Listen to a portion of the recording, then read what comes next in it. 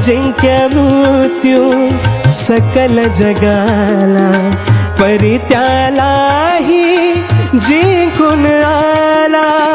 प्रेमनिधी तो मम दुबईचा, प्रेमनिधी तो मम दुबईचा.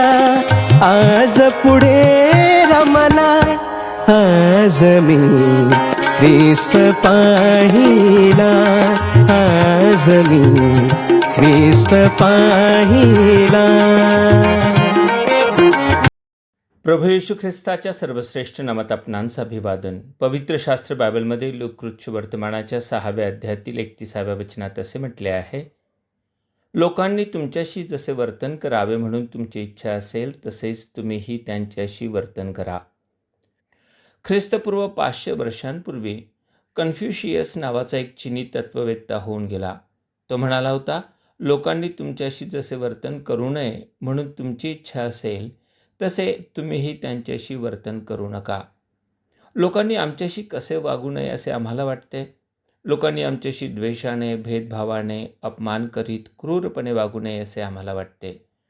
कन्फ्युशियसने जे काही सांगितले ते नकारात्मक भाषेत होते. ख्रिस्त मात्र सकारात्मक दृष्टिकोनातून विचार मांडतो. तो म्हणतो, लोकांकडून आम्ही जशा वागणुकीची अपेक्षा करीतो तशीच वागणूक आपण त्यांसही द्यावयाला हवी. आम्हाला वाटते लोकांनी आमच्याशी प्रेमाने, प्रीतीने, आपुलकीने वागावे.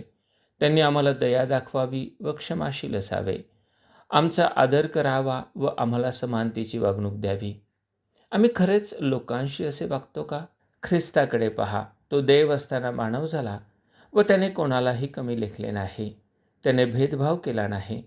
तो जसा धार्मिक म्हणवणाऱ्यांशी बोले तसाच जकातदार व पाप्यांमध्येही जाऊन बोध करीत असे. त्याने गरीब श्रीमंत असाही भेद केला नाही. तो तर आम्हाला बंधू म्हणावयासही लाजत नाही. त्याने सर्वांवर सारखेच प्रेम केले. दुःखी, कष्टी, पीडित, रोग्यांस दया दाखवली. इतकेच नव्हे तर त्याच्या शत्रूंवरही प्रेम केले.